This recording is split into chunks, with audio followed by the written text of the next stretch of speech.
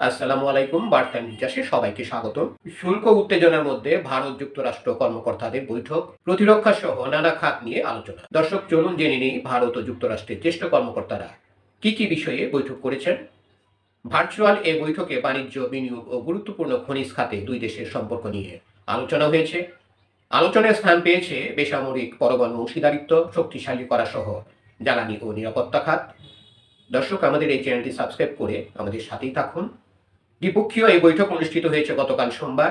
2+2 international dialogue কাঠামোর অধীনে বৈঠকটি হয়।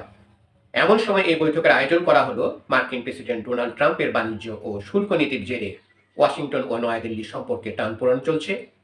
ভারতের পররাষ্ট্র মন্ত্রণালয়ের এক বিবৃতিতে বলা হয়েছে, বৈঠকে দুই পক্ষই প্রতিরক্ষা অংশীদারিত্ব বাড়ানোর বিষয়ে আগ্রহ দেখিয়েছে। এর মধ্যে রয়েছে ভারত যুক্তরাষ্ট্র প্রতিরক্ষা অংশীদারিত্বের 10 বছর মেয়াদী নতুন একটি কাঠামো স্বাক্ষর এবং প্রতিরক্ষা শিল্প, বিজ্ঞান ও প্রযুক্তি সংক্রান্ত সহযোগিতায় অগ্রগতি।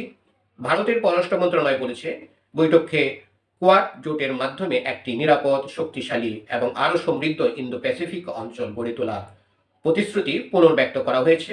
ভারত ও যুক্তরাষ্ট্রের জনগণের উপকারে আসবে এমনভাবে দ্বিপক্ষীয় সম্পর্কের ব্যাপ্তি ও গভীরতা ক্রমাগত বাড়ানোর আগ্রহ ব্যক্ত করার মাধ্যমে বৈঠক শেষ করেন দুই দেশের কর্মকর্তারা। ধন্যবাদ সবাইকে আমাদের সাথে থাকার জন্য। আমাদের এই চ্যানেলটি সাবস্ক্রাইব করে আমাদের সাথেই থাকুন।